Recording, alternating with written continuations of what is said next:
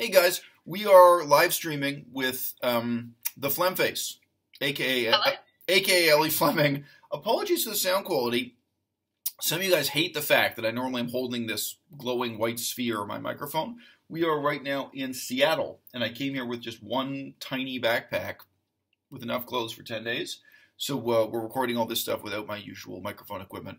Now that we're settling in Canada, we may be able to invest some more money in better lighting, better audio, because that's why people come to this channel, right? That's why you come. All right, nobody gives a fuck about my sound quality or video quality anyway. So with that apology aside, hit me, Ellie. You were just saying that this issue of pet ownership is still a big deal, and I assume you mean it's a big deal within and amongst vegan activists, yeah? Yeah, we're talking about it especially in the VDDS, because it really separates the vegans. And I'm someone who, I'm not on the fence. I'm mainly against pet ownership or rescue. But you see that there's a lot of people who, they study animals and they see the importance of the domesticated animals being looked after. But then you see the vegans drawing the line further and saying, any use is exploitation, any use is slavery. And it's something that people are very passionately going at each other for. Right. So, if there's so much passion there, I think it really does need to be spoken about and needs to be an issue within veganism. Well, one of the lessons I took out of all the different areas of philosophy I've dealt with, because, I've dealt with political philosophy, but also Buddhist philosophy, is that you have to be really leery of, you have to be really concerned about people treating problems as methodologically sophisticated and abstruse when they're not. And, some of my own videos about this may be a little bit convoluted or intellectually intense or hard for people to follow. But, there is one aspect of this that I think is childishly simple and we shouldn't allow to become abstruse or complex. My approach is not an animal rights approach. It's an approach based on doing the best you can. And I think a great example of that contrasts to and informs this question about pet ownership is what we do about rats and rat infestation. And don't pretend that rat infestation is a question like what would you do on a desert island if your airplane crashes on a desert island. It's not that rare. Like 50% of humanity or more is going to have to deal with rat infestation. Many of us have dealt with it already in the past. If you live in an apartment building almost anywhere in the world, even in the Arctic, you can have rat infestation, amazingly. Anyway, sometimes you're in Canada, you think, well, it's so cold out here, but at least I don't have to deal with rats and cockroaches. Let me tell you, northern Saskatchewan has got rats and cockroaches. But I would say as well, sorry, in Edinburgh, we almost joke that every apartment has a mice infestation. Yeah. Everywhere in Edinburgh, you have mice. You can't escape them and you can't get rid of them. Right. We have humane mousetraps. And you have no natural predators there. So, Edinburgh, I was going to say about the West Coast, too. It's one of those cold, rainy environments. Cold compared to Cambodia. Like in Cambodia, we have snakes that eat the rats. You don't have pythons crawling around your staircase in Edinburgh to keep up. No, we don't even have foxes here, really. We have loads in England. I've seen one fox in Edinburgh. There's nothing eating the mice except cats. You could try to revive the foxes. Or, falcons. Some of those birds of prey, they'll swoop down and eat a rat when they have a chance to. But they're a lot better at killing rabbits than they are killing rats. But yeah, look, so if my ethic is based on doing the best you can, and when you look at an example like that, right away you're into these kinds of questions. What is the best we can do? You mentioned humane mouse traps. As you know, a large part of it is just trying to design the building you're living in to keep rats out, stop them coming inside in the first place. There are some things you can do, but yeah, the bottom line is I don't believe animals have souls. Unlike the animal rights model, my approach is not based on the notion of never killing an animal. I'd like to avoid or minimize killing animals. Obviously, I'm vegan in my diet. Obviously, I would never purchase leather. But how do you actually manage rats? It's a difficult question. And I think anyone being honest with themselves is going to come to a very imperfect set of answers. What do you do in the world starting in the year 2018, not starting from a blank piece of paper about the situation with domesticated animals? There are some things we can clearly abolish. A lot of vegans like this word, abolish. why the hell should we have racetracks with horses? Things like that, which almost always are supported by governments, by taxpayers' dollars. They had a huge collapse in the number of horses in Spain after the 2008 crisis. I remember I was reading about that. And some people were worried about specific breeds of Spanish horse, domesticated breeds going extinct. These are human-created breeds, but they'd been an important part of Spanish history and European history, in various medieval wars or what have you, because nobody was maintaining these horses anymore. The government money had disappeared and private sector money had disappeared and so on. There are some things you can talk about abolishing, but it's not easy to just get out this word with a capital letter A and wave it in front of the baleful reality of living in a society that's made out of meat with this huge pet industry and say abolish, abolish, abolish. But on the other hand, yeah, it's really, really weird. Look, we talk about this in terms of dating all the time. Like, the amazing thing isn't just that I found a vegan woman who loves me. It's that I found a vegan woman who doesn't own any dogs or cats or whatever. Jay was saying... It shares the same kind of philosophy. And right. Itching to get a pet. Same kind of approach to ecology, same kind of, I think of as rational and logical approach to vegan activism. But, Jay was joking with me the other day, Jay Costley. He said, in his heart of hearts, he really doesn't know what's worse. Having a girlfriend who's vegan and owns like 6 pets, or having a girlfriend who's a meat eater and not opposed to veganism, but who doesn't own pets and would never own a pet. So on that human level, it's a huge stumbling block. It's a huge issue we all got to cope with one way or another. Yeah, with the horse riding thing, that's the issue with the whole breeding animals and using them. Because I lived in Cheltenham, and Cheltenham's very famous for its racetrack. Right. And you'd see after the big games, the sort of people who would come were the scariest people I've ever dealt with in my life. But that's oh my gosh, like the assaulting, the harassment is unbelievable because they're also drunk. But the point is, when after that they come to town, the excuse people use is the money that it brings in, because you see after the games, suddenly buildings start getting built. Suddenly things start happening within the town and refurbishments are made. So there's always that argument of, the money. So, and that's my issue with the whole breeding and having animals is it's the money thing, because we will always put the money before the animals. Yeah. And before the humans in a lot of instances as well.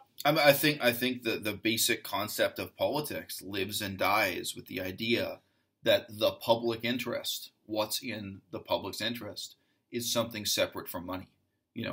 And I really worry about that. Like, when we look at American politics, it often seems like in the United States of America, you have a political system that's totally based on short-term interest in money and no concept, or a very weak concept, of doing what's in the public interest, as something apart from money. But, anything can be justified this way, including dealing cocaine. Yeah. It's a lot of money. Right now we're legalizing marijuana in Canada. Yep. It's a lot of money, and it's a lot to think about. And indeed, even some of the experiments, I think it was one of the provinces of Germany, not Germany as a whole, that decided to legalize prostitution. And they had all these arguments for it, but then there was this enormous concentration of prostitution from all these surrounding areas coming there, from nearby Luxembourg and so on. And suddenly their whole society was transformed. They were really, they were not expecting this to be a Pandora's box. But if it's just about money, these are easy examples. A counterexample, this is many decades ago. When I was really a child, I was fascinated by Singapore, country of Singapore, really because it's the opposite of Canada in so many ways. Canada is enormous, and Singapore is tiny. Canada has a very low quality of government, just very inattentive, kind of absent-minded government. And Singapore is under kind of dictatorial, micromanaging control, where the government is really paying attention to everything. Famously in Singapore, it's a crime to chew gum in public and this kind of thing. They're really, really tightly controlled. But, Singapore, they made the decision, I forget when this was, but many decades ago, to kick out the car industry. They had a car industry. That's money. That's money in your economy.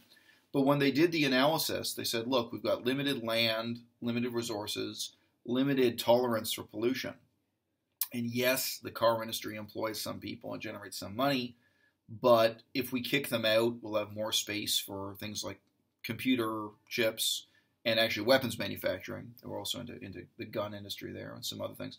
that were better, that were more in the public interest and didn't massively pollute their air and water and so on. And they made that decision. They made that decision in the public interest to kick out the car industry that went to South Korea and elsewhere, instead. So no, I think almost by definition, politics, the public sphere, almost any conversation we're going to have, whether it's about cigarettes or alcohol or cocaine or the automotive industry or, racehorses, we've got to have a concept of something other than money. Otherwise, what we're talking about is not politics. It's just business. And business can be painfully short-sighted. It can be such a short-term thing. So, yeah. Yeah, a lot of this, I suppose, is where we decide as a community to draw the line. And that brings on to another topic that me and my group are talking about currently. And we could probably even make a separate video about this. And it's the someone brought up insect eating. Right. And it's like, where are we going to in the future collectively draw the line on these issues? And that's why it's so important to talk about these things, right. I think, because we've got a lot of passion and there's a lot of polarizing opinions. Right. So it's like we're going to come to an agreement. I just don't know where. Do you have a position on insect eating? Because I do. I'm against insect eating. Well, no, but I've also lived in societies where people really eat insects. Most obviously Cambodia. They really eat insects there. They put up special lamps at night. I assume you've never lived in one. It's the same issue with like lobster or something. Like if you're against eating lobster, why would you not be against eating insects of other forms? Because right. they've there have been studies done about intelligence even in ants and bees. See, well, sorry, Flemface, you may not have done. Sorry to call you Flemface. Sorry to insult you by calling you Flemface. But that is your Call me Flemface, it's fine. So this wasn't the point I was going to make, but my girlfriend mentioned these studies about intelligence. Some of the most thoroughly studied animals for their intelligence are sea slugs, SEA, sea slugs. And they're in the European Union laws on animal rights. So this is bizarre, but I've read the original text of those laws, the EU laws, because the EU laws were started with this concept of, animal rights should be in proportion to their intelligence, and then they had to go through the existing corpus of academic research. Now, my theory as to why there is so much scientific evidence about the intelligence of sea slugs is that the research is really cheap to do. You know what I mean? If you want to do research on elephants, that's expensive. You need a huge enclosure and whatever. But sea slugs, I think you can have a pretty small tank of salt water. But it's been incredibly thoroughly proven, the level of intelligence and suffering and feeling of pain that some of these oceanic invertebrates have.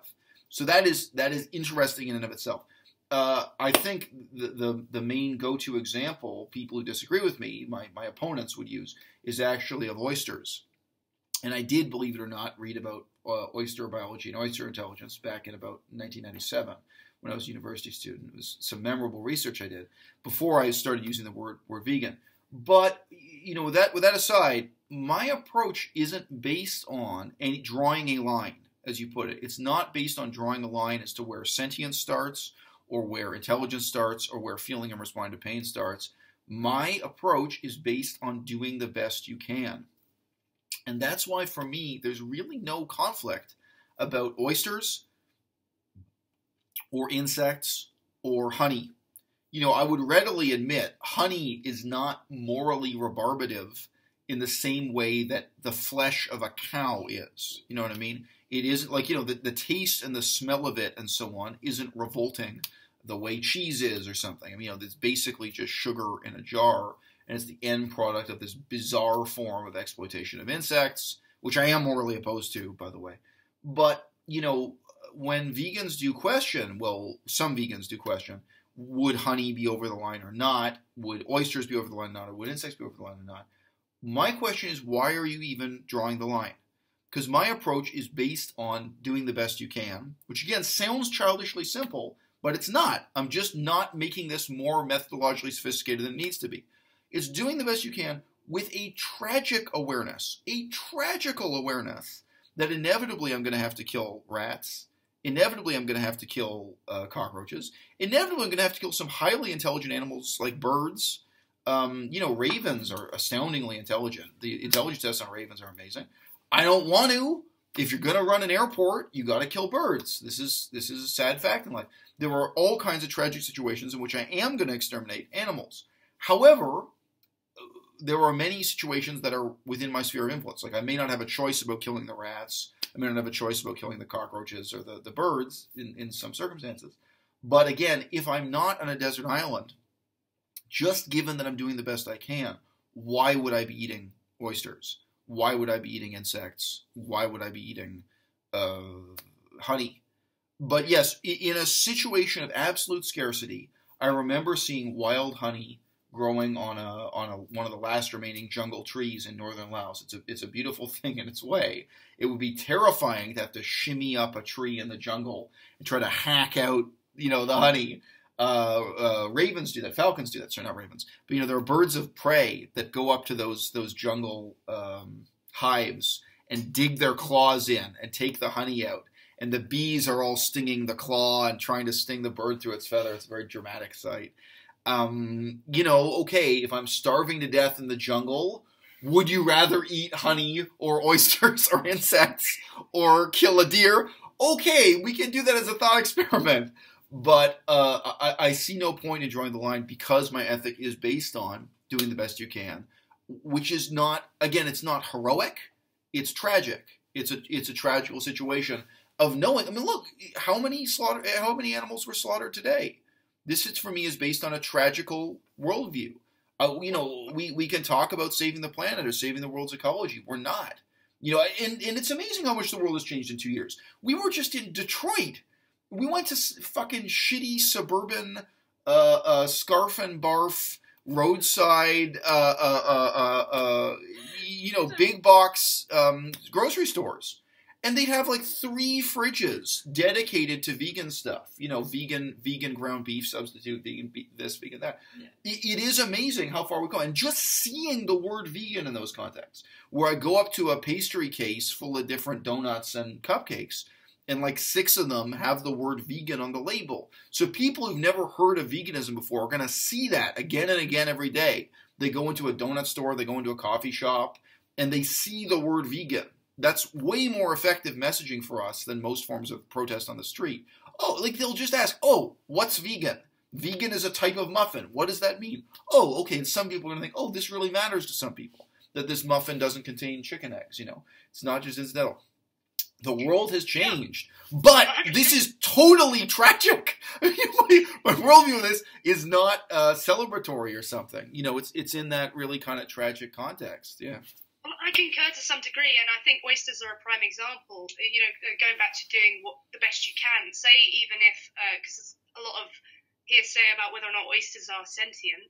Yeah. Even if they're not, oysters are they're called the vacuum cleaners of the ocean. Mm. So to do the best you can would be not to eat them because it would severely affect the ecosystem around it. So I, of course I agree with me. I know you agree with me, but I once answered this on my blog. Before I had a YouTube channel, I had a vegan blog, and I answered questions from both meat eaters who were hostile and sometimes from vegans who disagreed with me.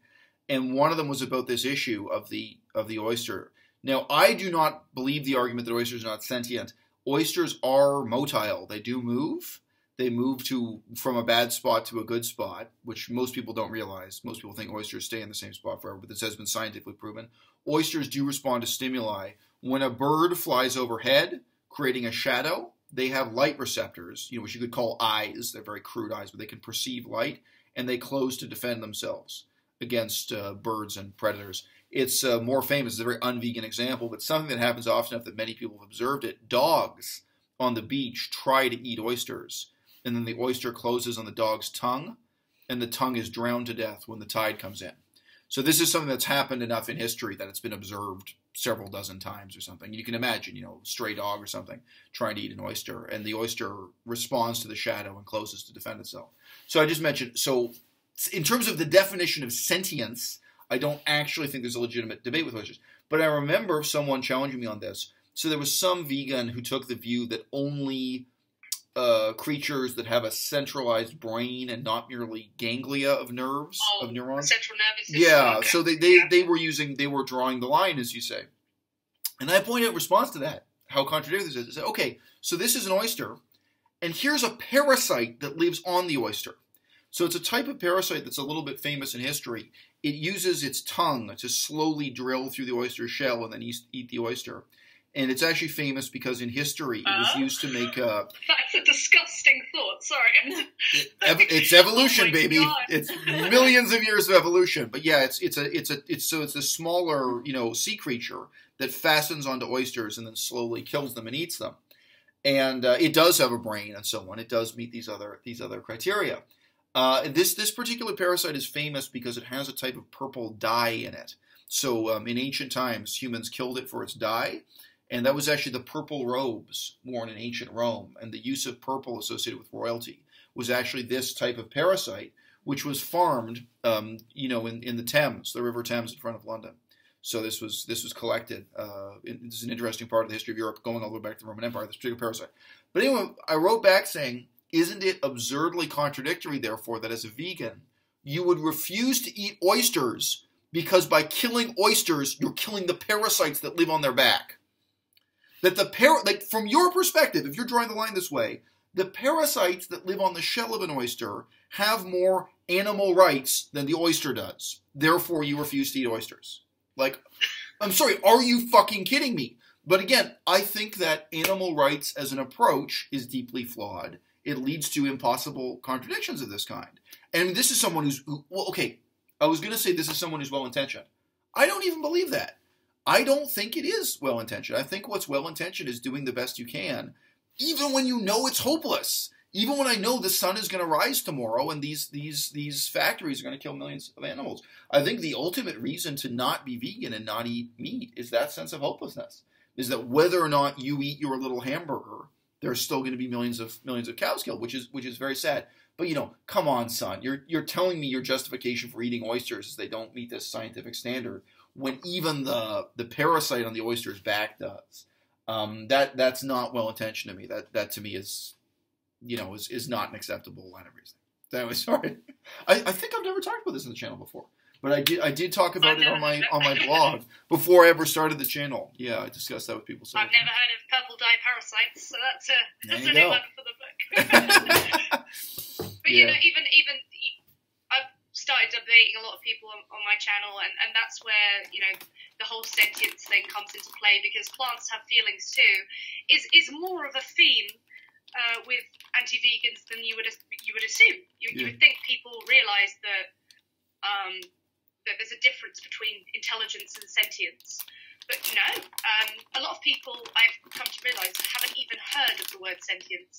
Yeah. And I can't blame them, because in basic education and even extended academia, you don't even come across the word sentience. And you're never given that opportunity to distinguish between the two. But that's where drawing the line comes into play, because my argument then is, okay, well, a plant isn't sentient. It responds to stimuli, but it doesn't have a subjective experience. I've got to go with a pop culture reference on this. From my generation, that was different because of one TV show that was really popular and was in reruns all the time before the internet started handling video. So at that time, the internet just barely existed. But Star Trek: The Next Generation, it had a character called Commander Data, who was a human robot, a robot that resembled a person. And that show, for like 30 hours, like every episode is 1 hour long, and I think more than 30 episodes dealt with this question of sentience. And it was very much in the context of, at what point is a computer so sophisticated that it becomes sentient? So my whole generation, again, even if you were not a fan of that show, back then there was no internet, there was no YouTube, there was no video on the internet, and that show was in reruns it was like filler for so many broadcast TV stations. I think everyone in that generation got really familiar with the debate around sentience. And I remember asking my father about it, and my father was kind of correcting my impression from the show. I thought you had to reach quite a high level of sophistication to be sentient. And my father was like, no, bivalves are sentient. Like, all these animals are sentient. The question is just whether or not a computer actually has a response to stimuli that reaches this threshold as being sentience, as being feeling, not thinking, or suffering is the normal criterion used by vegans. So there are debates around that, and I mean, some of the debates are very science fiction, and some of the debates are, for example, there used to be, I think this is out of style now, there used to be a lot of debates about at what point can you kill someone who's on life support, and I dealt with that just kind of both in real life and politics, but also within Buddhism. When I was a practicing Orthodox Theravada Buddhist, that was a big question within Theravada Buddhism. At what point can you take someone off life support or actively kill them, like give them a dose of painkillers that will kill them, in terms of the progress of their disease or them being partly brain dead, or all these bizarre, or neck injuries that have cut off the brain from the body. There are all these different conditions they deal with. So there was a kind of viable sentience debate. You know what I mean? So yeah, that for my generation, those were really the issues around sentience, not oysters or not veganism. And I just say again, I think those are legitimate questions asked from those perspectives. If you are a Buddhist monk providing palliative care in hospitals, I see why that comes up. If you're in science fiction, imaginary robots, I see but for the vegan diet, I don't see why it comes up. And I mean, Jesus, this is a movement. We just did the fucking march in Vancouver. Vancouver just had the march to close all slaughterhouses. And what are the fucking slogans for this movement? Meat is murder. Speciesism is the root of all oppression. It's such a laughable slogan. Speciesism is the root of all oppression. Think about how that sounds to someone who's never heard the word speciesism before or doesn't know what veganism is. I think Tofu Goddess, she brought that up once, about the whole leaflet thing. Right. How she was saying you shouldn't just use words that people have never even come across, because they're just going to switch off. Like, that's a new world to them. Right. And with the whole murder thing, you find as soon as you use the word murder in a debate, it becomes a 30-minute argument about semantics rather than the act itself. Right. There's no point using it. Right. And rather than being about doing the best you can do. Because look, if killing animals is murder, I'm pro-murder, right? I've already said killing rats, killing cockroaches, right? So I'm on the murder side. So now I'm a vegan, but you don't accept me because I'm willing to admit that we have to kill rats as vegans. I don't know any vegans who really claim we can live without ever killing rats. We've even thought it through, just as a thought experiment. But okay, so now I'm pro-murder. If you call that murder, and it's fine, I can call it murder. I'm not messed up about the word. But as you know, also, I don't think the world can exist without warfare. I think it's inevitable we're going to have some war. I'd like to have as little as possible. I would rather not have meaningless wars and endless wars, but wars involve killing human beings, for sure. I'm not going to pretend that they don't. There's a certain inevitability to some of these forms of violence, which doesn't mean I recklessly embrace them. The standard image of the fact that driving a car down the road means you're inevitably going to kill some insects. And once in a while, you might kill a rabbit or a deer. This is true, but that doesn't mean you recklessly drive down the road and hit as many deer as you can or something. Wanting to minimize, violence is different from believing you can eliminate it. But anyway, this is my point on this issue of messaging. Do you really think we're going to switch to a message which is, meat is murder, assuming the victim of the murder passes this technical definition of sentience? Meat is murder unless it's a lobster or something. This is... come on, speciesism is the root of all oppression, and here's our definition of intelligence or something. To me, it's laughable. To me, it's a joke. And to me, it is also taking something very simple and making it methodologically sophisticated and complex for no reason, where there's nothing to be gained. It is quite difficult because it's hard enough getting people to stop appealing to futility, let alone... Yep. And that's real, but that's sincere. When people are appealing, they may not be just fucking with you. They may really sincerely feel that. Yeah, I had a debate last night, and you were at the end of it, and the guy, he was in Hawaii, that guy Bronson, and he appealed to futility over and over again. He was basically saying that we always use oil, and I was using Google Hangouts, and I just drew a line at a different place he did. So over and over again, he was saying, because I used oil, that that was a justification somehow for him not being vegan. Yeah.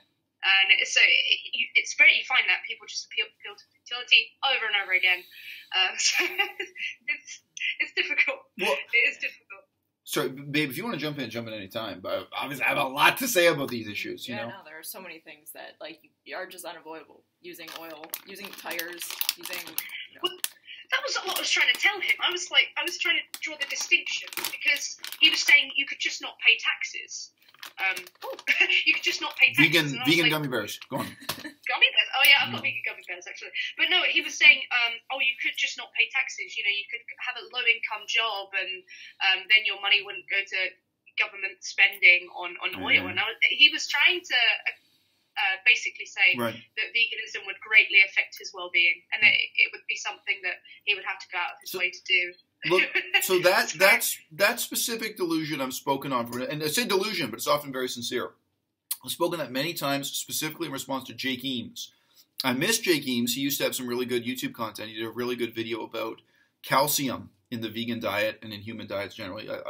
Jake Eames met me in person when we were in Thailand, but he's gone now. He quit YouTube. Sorry, was he the one who was also a carb strong? No. So Jake Eames was a skinny guy. And Durian Ryder threatened to beat him up when we were in Thailand together. So he was part of that controversy at that time. Oh, did you do that collaboration video? Yes, with him about talking about Chiang Mai. That was him. Sorry, I'm not shouting him out for being a skinny guy. I just mentioned it's ironic that at the same time Durian Ryder was refusing to meet with me, he was threatening to kick Jake's ass. So what a tough guy Durian Ryder is. Only picking on people smaller than himself. That's Durian Ryder's style. And then running to the cops and lying to the cops about it. That's Durian Ryder's style. That's another topic. This is the intellectual caliber of political leaders we have in veganism today. Yeah. So look, that specific issue on appeal to futility and so on. With Jake Eames, one of the things I really tried to get across to him in several videos and several podcasts was that his mentality was of seeing the human being as a dot in the middle of the map with a sphere around that human of how much damage, how much harm the person is doing to the environment, to the world, socially, etc. And he was only thinking of activism in terms of reducing that sphere so that, to close the circle down around the dot. And I was saying, no, that's not my approach, and that's not how I want you to think of political activism. I want you to think about the positive impact you can have and maximizing that, expanding it. Like, I am not going to spend my time focusing on never using a disposable pen, right? Which is a real example. I've known people like that. I've known a couple where they will never use a plastic disposable pen. My question is, what are you writing? What are you using the pen for? You can use that pen and change the world.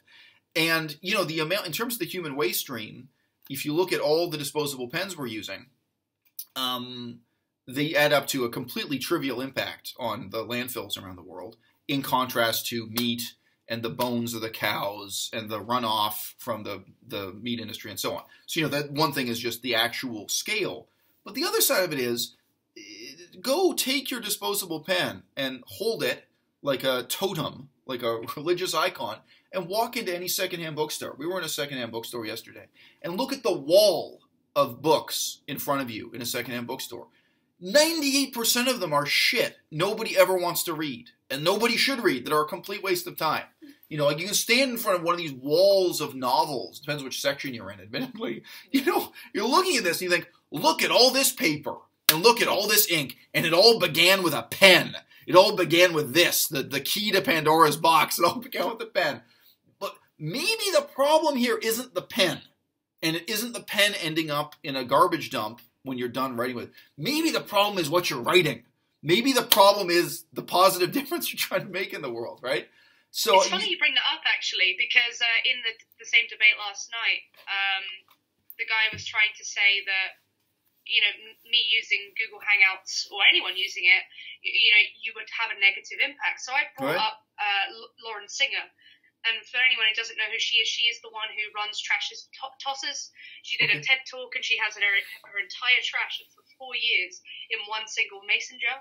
Okay. And she has it. So think of, with her website, she's using oil, because she's on the internet. Airplane tickets, though. Taking an airplane is a huge, huge ecological impact, right? Exactly. And how many people has she influenced to zero waste lifestyle life up?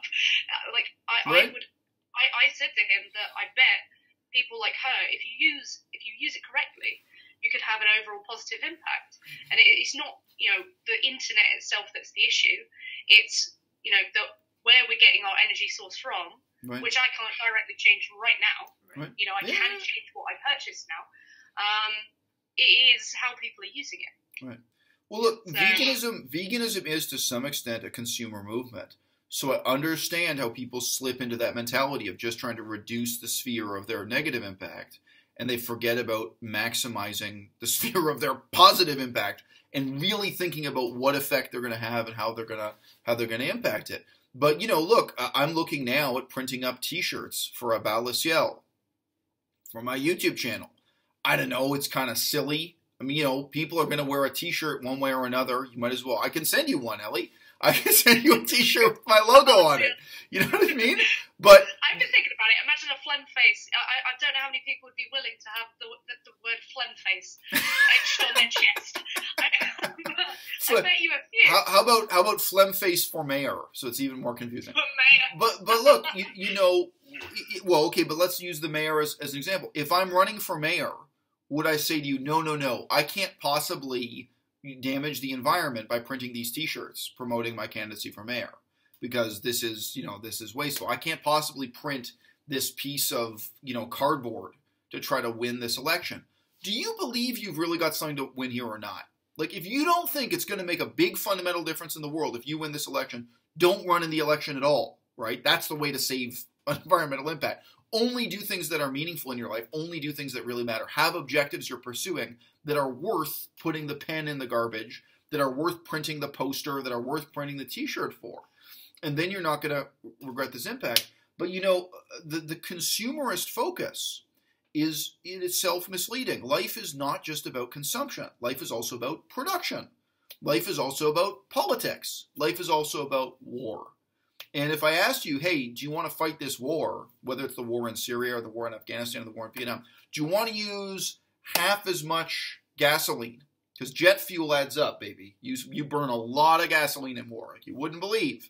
Now, all the supplies and provisions are being flown in and out. It's a lot. How about we use half as much jet fuel and twice as many human casualties? Eventually. It's probably going to be four. What if the whole war takes twice as long, but we do it with half as much jet fuel? Wouldn't that be great? No. People are trying to win wars as quickly as possible, to have the maximum impact in as short a period of time as possible. And that is partly due to the impact on civilians, by the way. The situation in Yemen right now, with people starving to death, the longer a war goes on, the more you get those dislocations for civilians, where people are exposed to want and hunger and lack of medical care and starvation just due to the duration of the war. So if you can use twice as much jet fuel, and indeed maybe twice as much in your budget and so on, wars are incredibly wasteful, but you can win the war in half as much time. Those are the types of really, really hard decisions that people have to make. So just say that focus, now veganism is not a war, and veganism is not as politically straightforward as running for mayor. And it's not, and it doesn't exclude consumer choice activism. Consumerism is an important aspect of veganism. All these things are part of veganism and more. But my point is, it's really easy for people to slip into this solipsistic view. I think it is truly solipsistic, where they're just looking at the sphere of how much they consume.